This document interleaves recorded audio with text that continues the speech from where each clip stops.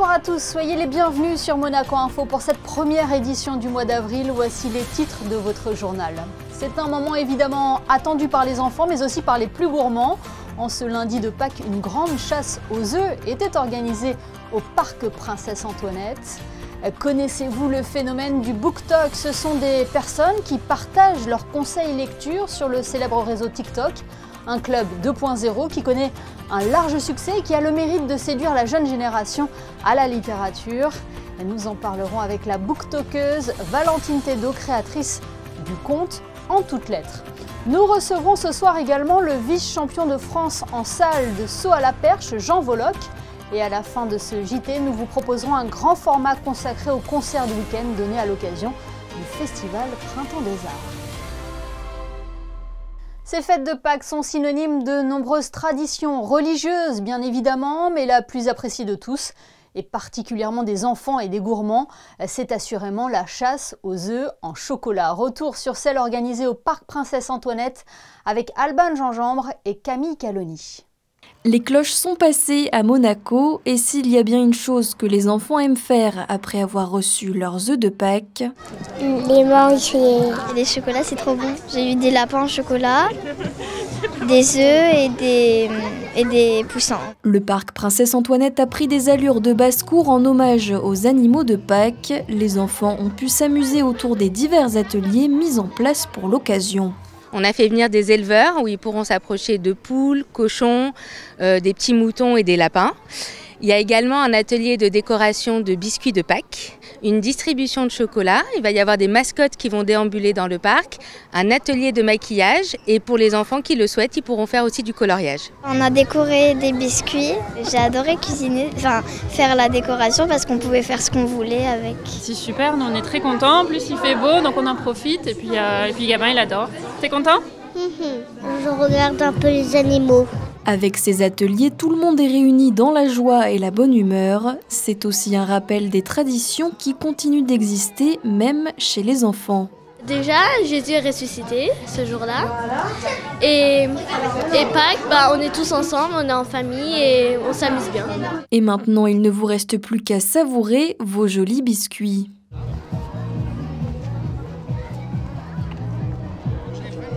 C'est un hashtag qui fait le buzz depuis quelques mois. BookTok, la contraction de book, livre en anglais, et de Tok, faisant référence au réseau social TikTok. Il regroupe des millions de vidéos qui parcourent un vaste éventail littéraire. Son plus, toucher un jeune public grâce à des vidéos créatives et spontanées. Valentine Thédault est à l'origine du conte en toutes lettres, suivie par plus de 20 000 personnes. Elle est l'une des booktokeuses françaises les plus influentes. Elle est notre invitée ce soir. C'est un entretien réalisé par Julia Vial. Bonsoir à vous, Valentine Thédault. Bonsoir. Merci d'être à nos côtés pour nous parler de lecture. Vous avez en effet réussi la prouesse, on peut le dire, grâce à votre compte TikTok, d'inciter les jeunes à lire. Alors, simplement, comment vous y êtes arrivée, Valentine ? J'ai créé ce compte il y a 3 ans sur TikTok. J'avais envie de partager ma passion pour la littérature. Et ça s'est fait très naturellement. Je connaissais mal la plateforme au départ. Et puis, j'ai essayé de, on va dire, résoudre ce conflit qu'il y a entre le temps long de la lecture et puis le temps très court des réseaux sociaux. Et j'ai essayé d'inventer à ma façon des formats pour donner envie à travers une citation qui est lue, à travers la couverture d'un livre, un petit résumé. Et ça a commencé un peu comme ça par accident. Vous avez réussi un petit peu à démocratiser la lecture et son accès. Pourquoi, selon vous, les jeunes se sont en quelque sorte désintéressés de cette lecture ? Alors, je ne sais pas si les jeunes se désintéressent de la lecture. Je pense qu'ils ne sont peut-être pas forcément attirés par les lectures de classiques qu'on peut proposer dans les programmes scolaires, mais je crois que les jeunes lisent beaucoup. Ils lisent juste d'autres formes de littérature qui sont un peu considérées comme moins bien. Par exemple, les mangas, la littérature jeunesse avec la romance, la fantaisie. Ce sont aussi des formes de littérature. Certes, elles ne sont pas au programme scolaire, mais je crois qu'il y a quand même un intérêt de la littérature. En tout cas pour la lecture, et je l'ai vu puisque j'ai vu cet engouement autour de ce phénomène qu'on appelle BookTok, qui est la contraction de book et talk de TikTok. Et quand on voit que c'est le hashtag qui est le plus utilisé aujourd'hui sur TikTok avec, alors je sais plus, il faudrait regarder les compteurs, mais je crois que c'est près de 100 milliards de vues. Je crois que c'est un sujet qui intéresse. Et si TikTok cet écran-là peut amener à ouvrir un livre, moi je trouve que c'est génial.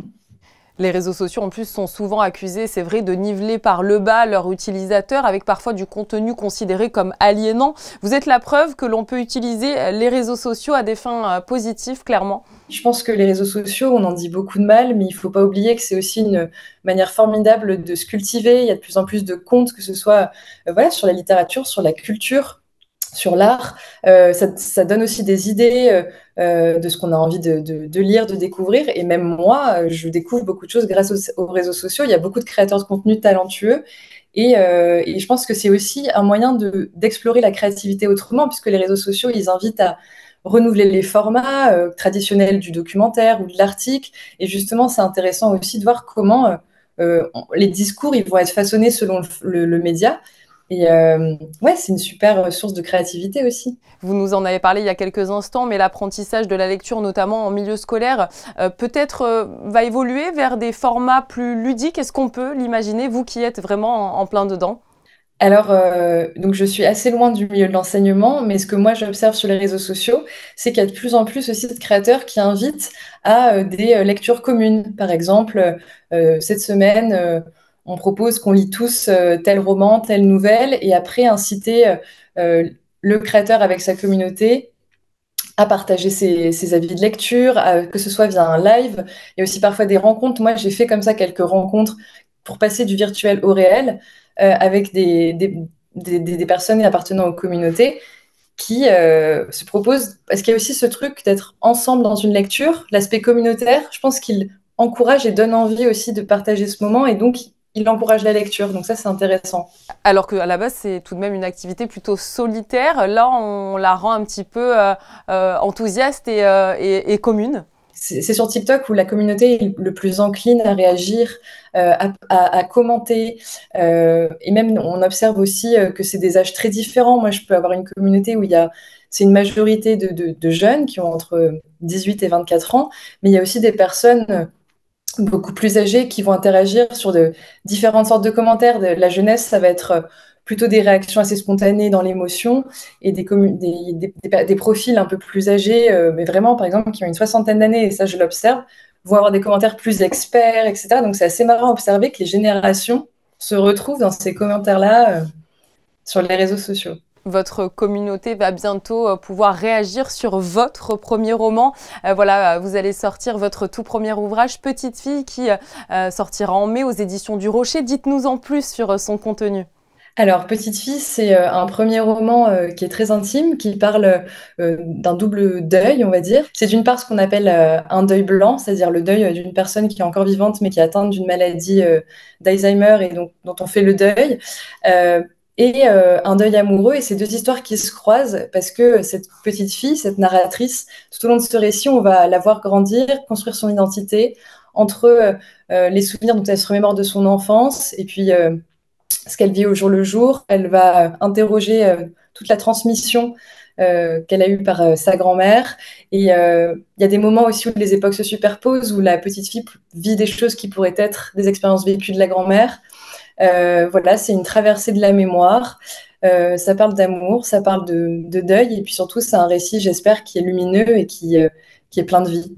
Merci d'être à nos côtés pour nous parler de lecture. Vous avez en effet réussi la prouesse grâce à votre compte TikTok d'inciter les jeunes à lire. Comment simplement vous y êtes parvenu? Merci beaucoup. Et si les animaux pouvaient soutenir les aînés dans leur thérapie, en plus de les réconforter dans leur quotidien? C'est tout l'objet de l'association Chiens de Cœur. Elle organise des visites dans les EHPAD monégasques depuis 2013. Un moyen pour les personnes âgées de rompre avec la solitude, comme vous allez pouvoir le constater dans ce reportage réalisé par Théo Schumer. Le bonheur n'est jamais très loin. Amenez quelques chiens très câlins, attendez de jolis rayons de soleil et le tour est joué. Cette recette à succès, Chiens de Cœur l'a bien comprise, ça fait déjà 11 ans qu'elle existe. On a commencé l'association avec des gens qui avaient l'idée qu'on pouvait faire quelque chose en principauté pour des aînés. Et on a commencé l'association il y a 11 ans. On rend visite chaque semaine dans un des établissements de la principauté, ou bien là qui étudie Cap-Fleury, Hector Otto, Guillaume ou Bellandro de Castro. Et on vient ici chaque 2 semaines le matin au CR3. Et on vient d'agrandir le service qu'on donne donc avec nos visites. Et au CHPG, le service de la psychiatrie nous a demandé de les visiter aussi avec nos chiens. Donc on est fiers quand même qu'il y a cette confiance entre l'hôpital et nous. Une confiance réciproque entre l'association et le CHPG qui dure depuis 2014 et qui rend très fière la direction. Je souhaite vraiment mettre à l'honneur le partenariat qu'il y a entre le CHPG et Chiens de Cœur et qui mène ces actions bénévoles, comme leur nom l'indique, avec beaucoup de cœur et beaucoup de dynamisme, parce qu'elles sont extrêmement précieuses pour nos patients. Donc je voulais dire un grand merci. Mais la venue des chiens n'est pas seulement réconfortante, elle a aussi prouvé de véritables bienfaits sur la santé. Hormis le bien-être, effectivement, on a vu que d'un point de vue neuropsychologique, les patients avaient moins de troubles du comportement après la séance. C'est des choses qu'on a pu objectiver avec des échelles notamment, qu'on avait mis en place à destination des soignants. Et effectivement, on a eu des résultats après la séance et dans le temps aussi. Les bénévoles et leurs chiens se font de plus en plus nombreux, mais les nouveaux venus sont toujours les bienvenus pour continuer d'apporter du bonheur avec l'association Chiens de Cœur. Ce soir, nous vous proposons un focus sur le marché de la seconde main. Tous secteurs confondus, il représenterait 105 milliards d'euros dans le monde. La vente de vêtements d'occasion représente à elle seule plus de 30 milliards d'euros. Conviction écologique, atout économique, comment expliquer cette tendance? Exemple ici à Monaco avec cette enquête signée Théo Schumer. Vendre et acheter des vêtements ou des objets déjà utilisés, c'est aujourd'hui tendance dans le monde entier. Et Monaco n'y fait pas exception. Bien que symbole de faste et de glamour, la principauté n'est pas réservée qu'à la première main. Le luxe peut aussi s'acheter d'occasion, comme au dressing, tenu par Hélène depuis près de 25 ans. Chez le dressing, on vient qu'on en a trop de choses dans le placard qu'on veut se débarrasser. Et nous, on le vend. On se met d'accord sur le prix. On trouvera une bonne moyenne pour que je le vende et que vous êtes contente. Cet article-là, par exemple, il est arrivé quand et comment Ça fait peut-être une semaine. Et combien on vend ça? On va voir 1100 €. Il est vraiment tout neuf. Ça fait bientôt 25 ans. Et je commençais avec une petite boutique à Beau-Soleil. Après, je suis ouvert rue de Soranger, une rue plus bas. Et ça fait 10-11 ans, je suis ouvert les deux boutiques ici au Princesse Forestine. Attendez, je vais vous montrer la deuxième boutique. Fashion. C'est ici. Fashion. Voici la deuxième boutique. Avec beaucoup de sacs Valentino, Gucci, Prada, Christian Dior et beaucoup de vêtements. Et surtout, un très grand choix. Si son commerce fonctionne depuis 2 décennies, c'est parce que de la haute couture, même d'occasion, c'est toujours de la haute couture. Et ça, Hélène et ses clientes l'ont bien compris. L'essentiel est que les articles restent en bon état. À l'époque, c'était une idée qui est venue avec les copines. On se voyait à la maison, on se changeait le vêtement, on buvait du champagne et on s'est amusé. Et toute l'idée est venue de là. Et là, je parle de plus de 25 ans de ça. On a de la chance à Monaco parce que les femmes, elles changent beaucoup de vêtements parce que c'est un peu mal vu de porter la même chose 2 fois. Et ici, ça le permet de revendre d'un côté et de racheter de nouveau. Et nous, on est contents, on a toujours de la nouvelle marchandise qui arrive. À Monaco, haut de gamme et seconde main ne sont donc pas un oxymore, mais l'occasion, ce n'est pas que du luxe. Ce marché a connu une ascension fulgurante de 20% depuis 2020, l'année où la crise économique était au plus haut. Alicia, de son côté, a profité de cette nouvelle niche et vend aujourd'hui des vêtements et accessoires pour enfants sur sa boutique en ligne. Nous l'avions rencontrée à son lancement il y a 1 an et depuis, Nous Demain a bien évolué. Il y a eu une grosse évolution depuis 1 an, puisque en 1 an, il a fallu mettre beaucoup de pièces pour qu'il y ait du choix pour nos clients. Donc aujourd'hui, on est à plus de 2100 pièces sur le site. Il y a eu aussi la vente en fait de 1104 pièces qui ont retrouvé une seconde vie, donc principalement dans Monaco et dans les communes limitrophes. Et on a même, pour vous montrer, des pièces avec, qui sont neuves, donc qui ont soit été jamais mises parce que l'enfant a grandi trop vite et le parent n'a pas pu lui mettre, Là, par exemple, c'est le cas aussi de ce pantalon. Il y a eu aussi des changements au niveau livraison. Elles se font soit dans un point retrait, une boutique qui joue le jeu et qui a adhéré à notre projet dans Monaco, ou bien elles se font directement chez la personne avec notre petite voiturette électrique, voilà, ou bien à vélo. Il y a eu bien sûr le label du commerce engagé. Donc ça, c'était quelque chose vraiment qui nous tenait à cœur dans notre projet. Un label bien mérité parce que le marché de l'occasion doit son essor à la crise économique, mais également à la crise climatique. La prise de conscience écologique a poussé les ménages à acheter moins et moins cher, mais plus éthique et plus durable. Et avec sa boutique, Alicia a coché toutes ces cases. On sait très bien que tout ce qui est déjà dans la mode, c'est un impact carbone, un impact environnemental vraiment désastreux. Donc il faut trouver des alternatives. Alors il y a vraiment un changement de mentalité et je suis ravie d'ailleurs sur ça, puisque au début j'avais vraiment des personnes très réfractaires, mais une fois qu'ils réfléchissent un peu plus sur le côté environnemental, ils se disent ah ouais, quand même c'est intéressant au niveau impact, le fait de pouvoir consommer localement, d'éviter tous ces transports, notamment de chercher, de se déplacer. Voilà, on a des pièces qui finalement sont là et on peut les avoir en plus rapidement en limitant l'impact, donc c'est quand même super. Ces dernières années, la principauté a su se distinguer avec ce nouveau marché très rentable, que ce soit avec les vêtements, les accessoires, les meubles ou même les voitures, tout le monde peut y trouver son compte. Bref, la seconde main a encore de beaux jours devant elle à Monaco. Parlons sport à présent. Si je vous dis Sergueï Boubka, Jean Galfion ou encore plus récemment les frères Lavilloni ou Mando Duplantis. Ces athlètes ont marqué l'histoire du saut à la perche. C'est la discipline que pratique également Jean Voloc. Après avoir décroché l'or au dernier Jeux des Petits États d'Europe, cet agent de la Sûreté publique est devenu en mars dernier vice-champion de France en salle. Il est en duplex avec nous. Bonsoir Jean Voloc. Bonsoir Émilie. Merci d'être notre invité ce soir. On peut le dire, cette saison aura été exceptionnelle pour vous.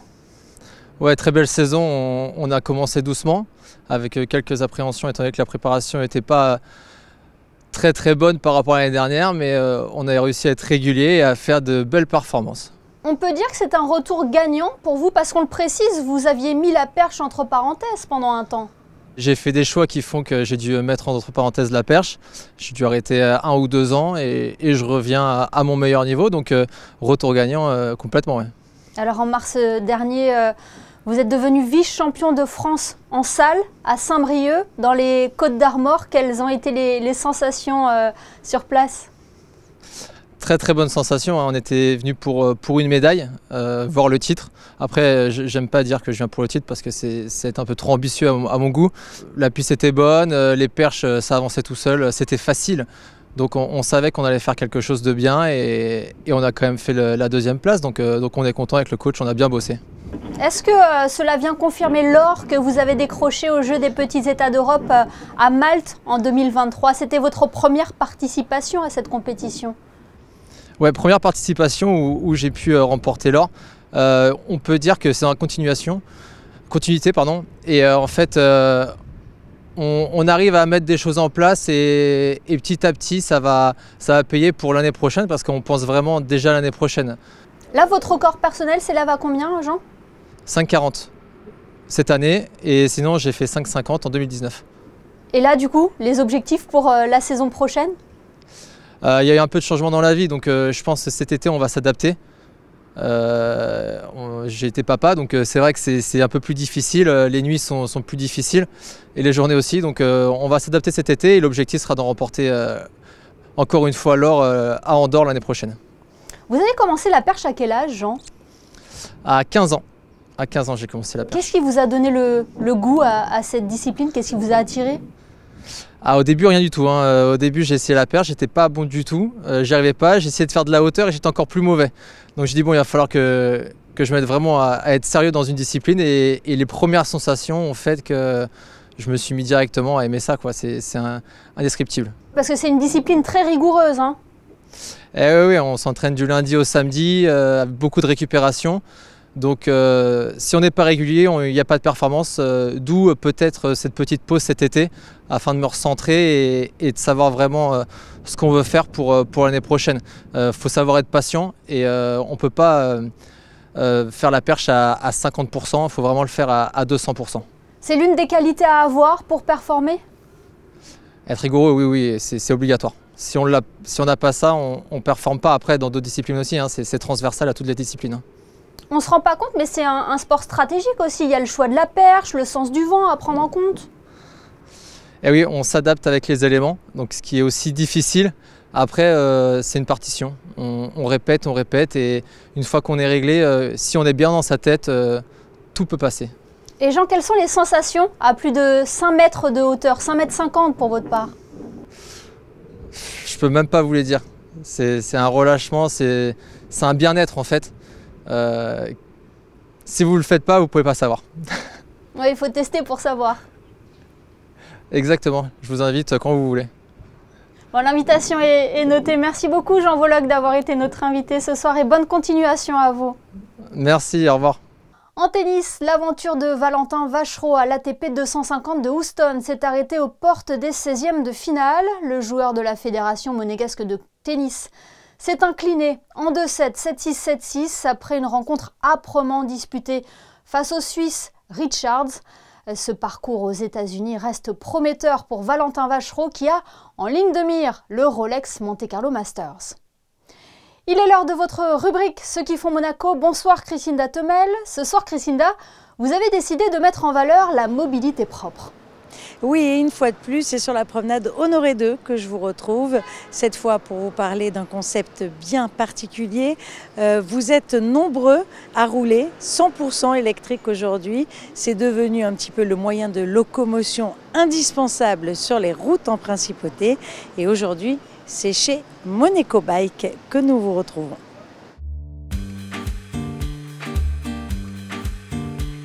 C'était il y a 5 ans.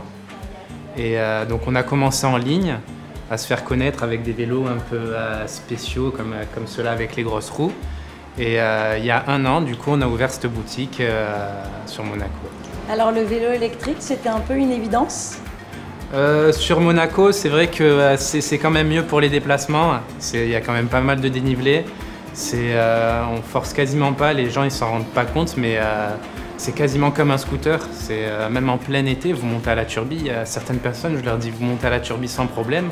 Ils sont impressionnés, mais vous pouvez faire encore plus de kilomètres. Bon, on fait un peu tout ce qui est mobilité électrique, vélo, skate, trottinette. Et on va faire toute la maintenance aussi, le SAV, que ce soit sur les trottinettes ou sur les vélos. Grâce au magasin, du coup, ça nous a donné un peu plus de maintenance à faire. Et c'est important pour nous de faire un suivi de nos produits. Quelles sont les différentes gammes de vélos que vous proposez? Alors, on va avoir des vélos plus classiques, des VTC, donc pour se balader en ville, pour aller un peu à la montagne. On va avoir des fat bikes, c'est des modèles un peu plus fun, donc assez confort avec des gros pneus. D'ailleurs, c'est avec ça qu'on s'est fait connaître en partie. Et après, on a des petits vélos pliables aussi, qui sont sympas pour les bateaux, mais aussi pour les camping-cars, pour les déplacements, pour les gens qui partent en vacances. Et puis vous faites de la location également? Exactement, on propose un service de location. Donc on fournit un vélo électrique avec panier, antivol, casque. Et ça permet aux gens de sortir un peu de Monaco, d'aller vers Saint-Jean-Cap-Ferrat ou même de monter à la Turbie parce qu'ils ont une bonne autonomie. Et on propose aussi avec siège enfant. Et ça coûte combien pour louer un vélo? Alors 2 heures, on va être à 25 € et après c'est 45 € par jour, puis c'est dégressif suivant le nombre de jours. Ça permet aux locaux d'essayer les modèles sur 1 ou plusieurs jours et après soit ils passent le cap. Bon, en général, s'il y a essai, il y a achat. Le vélo électrique, c'est inné. Vous l'aurez compris, rouler à l'électrique aujourd'hui est indispensable pour notre planète, d'autant plus qu'avec un vélo, vous pouvez aller jusqu'à 25 km/h. L'autonomie est comprise entre 50 et 60 km. Donc, quoi de mieux que de s'offrir aujourd'hui un vélo électrique? Alors, Monaco Bike est ouvert du mardi au samedi de 10h à 18h. Il vous reçoit bien sûr pour vous présenter ses nombreux vélos ainsi que ses skates et ses trottinettes, mais également pour le service après-vente. Place à présent à notre grand format consacré au concert du week-end donné à l'occasion du festival Printemps des Arts. Au programme notamment l'œuvre de Camille Saint-Saëns, de la danse à l'époque de la Renaissance, du jazz et du swing. De Nice à Monaco, découvrez ce Focus Info réalisé par José Sacré. Le Printemps des Arts de Monte-Carlo nous a proposé du 29 au 31 mars un week-end pascal très musical avec pas moins de 6 concerts. Vendredi 29 mars au Théâtre de Nice, salle des Franciscains, une création mondiale, commande du festival au compositeur et chef d'orchestre Laurent Cugnot, un chant de la terre d'aujourd'hui, en référence au chant de la terre composé par Gustav Mahler en 1909.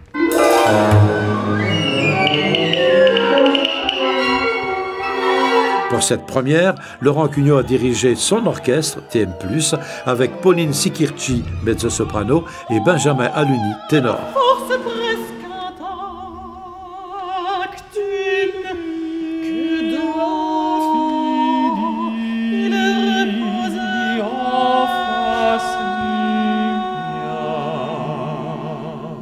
C'était vraiment un moment magistral.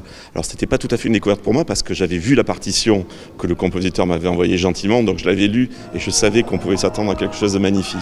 Mais finalement ça a été au-delà de tout ce qu'on pouvait espérer. D'abord le public était très nombreux, la salle était quasiment pleine et pour une création qui dure 1h15 c'est quand même assez rare. Mais en plus il y a eu un engouement et vraiment une ferveur du public qui m'ont beaucoup touché et qui, parce que j'ai aussi des affinités très particulières avec Laurent Cugnot, ce compositeur et chef d'orchestre.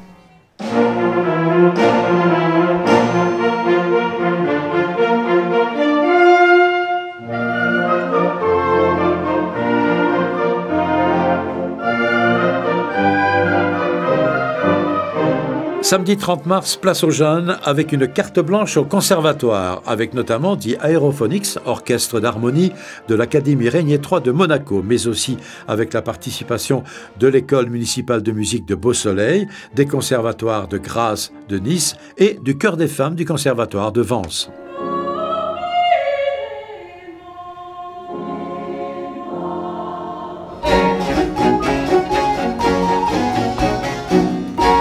Le même jour, au musée océanographique, concert de musique baroque avec l'ensemble Unisoni, ensemble que l'on a retrouvé dimanche 31 mars dès 11h du matin à l'atelier des ballets de Monte-Carlo pour un atelier participatif mené par le danseur-chorégraphe Antonin Pinger. On disait à l'époque, de toute façon, si vous savez marcher, vous savez danser, donc tout le monde peut le faire. Antonin Pinger a proposé aux jeunes et moins jeunes, amateurs curieux, présents, un voyage dans le temps en les invitant à découvrir et à pratiquer les danses de bal du XVIe siècle, pavanes, gaillardes, allemandes, farandoles et rondes. Tout ça est une reconstitution, parce qu'on ne sait pas comment effectivement ils dansaient réellement.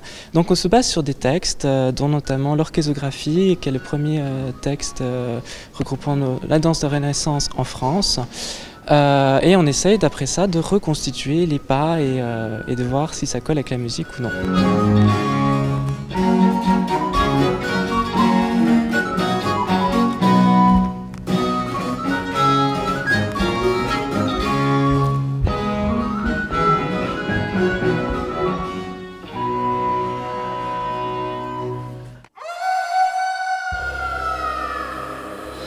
Je suis un goinfre. Et j'ai faim!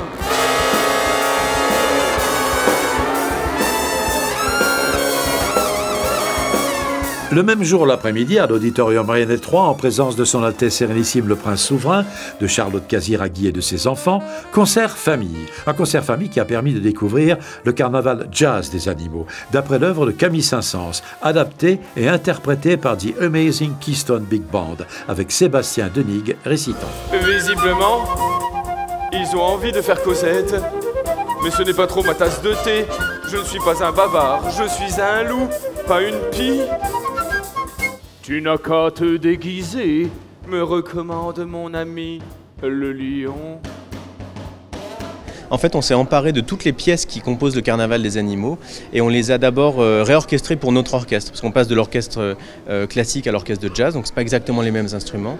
Et puis, on a transformé ça en jazz, donc on a réécrit les mélodies, on y a incorporé de l'improvisation, mais on avait envie de raconter une histoire très drôle, un peu loufoque pour les enfants et les parents, accessible à tous, mais en la rendant disponible avec une histoire, un conte qui est raconté aujourd'hui par Sébastien Denig. Me voilà au cœur de la foule.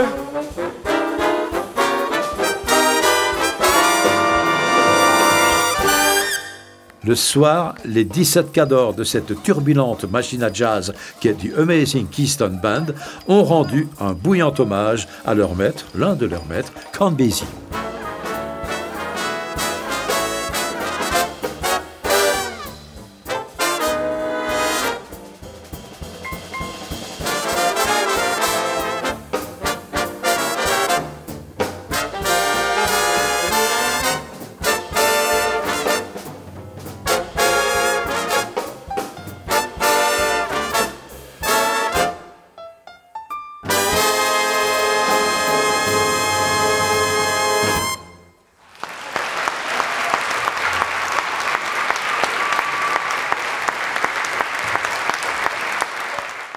Ce journal touche à sa fin, mais avant cela, rejoignons Frédéric Elion pour la météo. Bonsoir Frédéric, quel temps fera-t-il mardi ? Grand soleil, Émilie, fini les averses et la pluie. Mardi, le ciel sera totalement dégagé, le vent soufflera toujours, mais de façon plus modérée et les températures vont grimper. 10 degrés prévus le matin et 20 l'après-midi. Mardi 2 avril, n'oubliez pas de souhaiter une bonne fête à toutes les Sandrines. C'est noté. Merci Frédéric. Un dernier mot avant de nous quitter. Sachez que 3 nouveaux invités sont venus enrichir la longue liste de personnalités de Monaco Info, le podcast. La présidente de la Fédération monégasque de tennis, Mélanie Antoinette de Massy, l'ancien pilote de Formule 1, Thierry Boutsen, et l'adjointe au maire, Marjorie Crovetto, se sont confiés récemment au micro de Geneviève Berthy. Ces entretiens sont d'ores et déjà disponibles à l'écoute sur Deezer, Spotify ou encore Ocha. C'est ainsi que s'achève ce JT. Je vous laisse découvrir les photos de fin de journal qui sont signées ce soir. Stéphane Dana, des plaisirs chocolatés en ces fêtes de Pâques. Excellente semaine à tous et à demain, 19h sur Monaco Info.